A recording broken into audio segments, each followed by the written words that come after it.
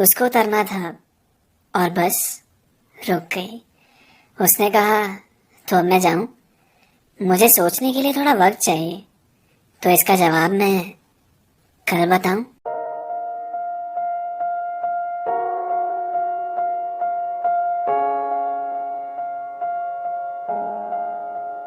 मेरे चेहरे पर भी वो एक सहमी हुई मुस्कान छोड़ गई।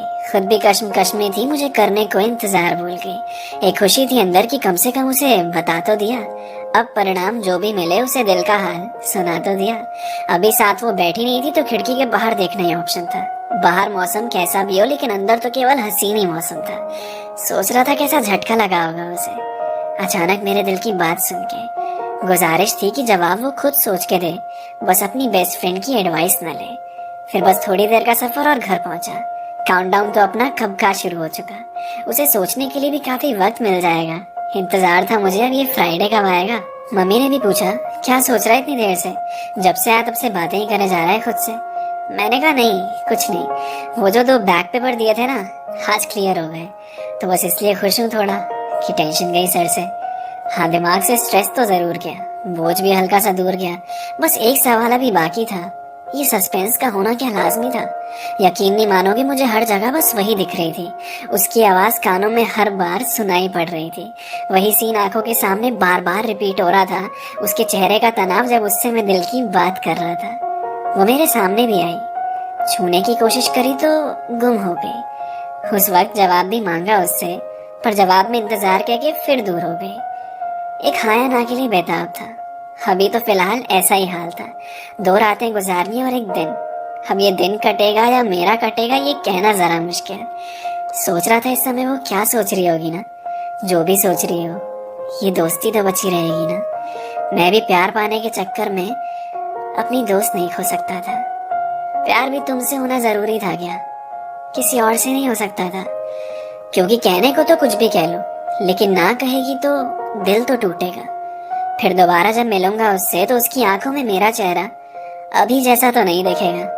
पर क्या कर सकते हैं, जज्बात दबा भी नहीं सकते, इसलिए बता दिया। रिस्क तो होता ही है अब इस प्यार के खेल में। कहीं पहुंचना था इसलिए ये रिस्क भी उठा लिया। तुम बहुत अच्छी लगती हो मुझे। तुमसे किसी भी हाल में जुदा होना नहीं चाहता। तुमसे मेरा रिश्ता कुछ अलग तरह का है। अपने 2 पल के ख्वाब के लिए ये रिश्ता खोना नहीं चाहता। धड़कन की रफ्तार भी तब से थम नहीं रही थी। पता नहीं एक अंदर से अलग सी फीलिंग हो रही थी। जानता था अभी वक्त है उसके मिलने में, टाइम तो लगेगा ना अब ये 2 रात के ढलने में। बहुत कोशिश की मैंने कि नींद तो ढंग की आए, पर आंखों के सामने से वो चेहरा हट ही नहीं रहा था। अब सोया जाए भी तो कैसे जाए?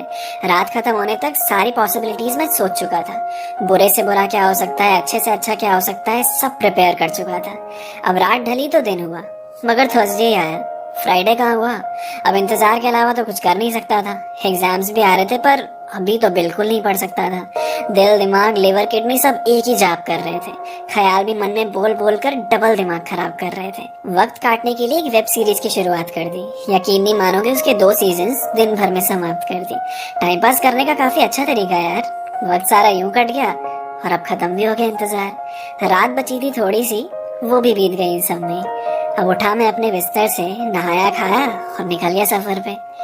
आज अपनी वो लकी शर्ट पहन के जा रहा था, जिसे पहन के एग्जाम दिया तो कभी फेल नहीं हुआ था। उम्मीद कर रहा था कि आज भी वैसा ही हो। शर्ट को सही से प्रेस करके जितना हो सका उतना बेस्ट बन के परफ्यूम की बोतल से नहा धो के पहली बार कॉलेज के लिए निकला। बन ठन के शीशे में बार बार देख रहा था, कोई कमी तो नहीं रह गई ना। Shirt check, pant check, shoes check, बढ़िया तो लग रहा हूँ ना। मम्मी ने भी देखा तो पूछा, कहीं पार्टी में जा रहा है क्या सुबह सुबह? मैंने बोला हाँ, वो दोस्त का बर्थडे है तो पहले कॉलेज जा रहा हूँ, उसके बाद कुछ प्लान बनेगा। मैं निकल गया घर से। वो 12:30 बजे वाली बस पकड़ी और पहुंच गया कॉलेज 1 बजे। आती होगी वो मेरा जवाब लेके, बस थोड़ी देर और इस इंतजार के। मेरे पैर कांप रहे थे और खड़े नहीं हुआ जा रहा था। नहीं, कोई परेशानी नहीं थी, बस जरा डर लग रहा था। उसे आते हुए देखा मैंने। मैं जवाब सुनने के लिए अब और ज्यादा उत्सुक। वो आई और उसने देखा मुझे और मैंने उसे। मुस्कुराया मैं आधा अधूरा सा, वो भी मुस्कुराई मुझे देख के। बड़ा पॉजिटिव सा फील हुआ उसकी स्माइल देखकर। अपने आप ही सब आसान हो गया, निकल गए सारे अगर मगर। उसने कहा चले? बैठे बस में? मैंने कहा घर ही जाना है आज भी। ओ हाँ, घर ही तो जाना होगा, चलो चले। मैं आज भी था खिड़की की तरफ, वो थी मेरे बाईं तरफ। बस मैंने कहा उससे कि जब हम लास्ट टाइम मिले थे तो तुमने कहा था कल बताओगी, तो अब हम मिल रहे हैं, तो जवाब तुम अब बताओगी? उसने कहा रिलैक्स, इतना घबराने की क्या जरूरत है, मुझे याद है। शुरुआत कैसे करूं बस उसकी उलझन है। इतने में ही मुझे आवाज सुनाई पड़ी, हाय आवाज, कैसा है? मैंने गेट की तरफ देखा तो मेरा पुराना फ्रेंड रजत खड़ा हुआ है। मैंने सोचा ये काम खराब करवाएगा यार, अभी आना था इसे भी, बाद में नहीं आ सकता था गवार। मेरी सीट के पास आया और उससे कहने लगा, आप पीछे वाली सीट पे बैठ जाएंगे क्या, मुझे आवाज से 2 मिनट बात करनी है। मैं इशारे कर रहा था जा यार, पर बैठ गया सीट पे, और मुझे पता था इसे बात नहीं बस बकवास करनी है। कहने लगा, और बता सब बढ़िया? मैंने कहा हाँ बढ़िया, तुझसे पहले सब बढ़िया ही था। वो बकवास में बकवास पेले जा रहा था, मैं सिर्फ पीछे देखे जा रहा था। मैंने इतना इंतजार किया इस दिन के लिए, इसके बाद तो मिल भी नहीं पाऊंगा यार, छुट्टियां पड़ जाएंगी एग्जाम के लिए। कोई काम की बात वो कर नहीं रहा था और मेरा काम होने दे नहीं रहा था। किस्मत भी मेरी बहुत खराब है यार, ये मिला इतने इंतजार के बाद। मैंने कहा रजत से मुझे उससे कुछ बात करनी है।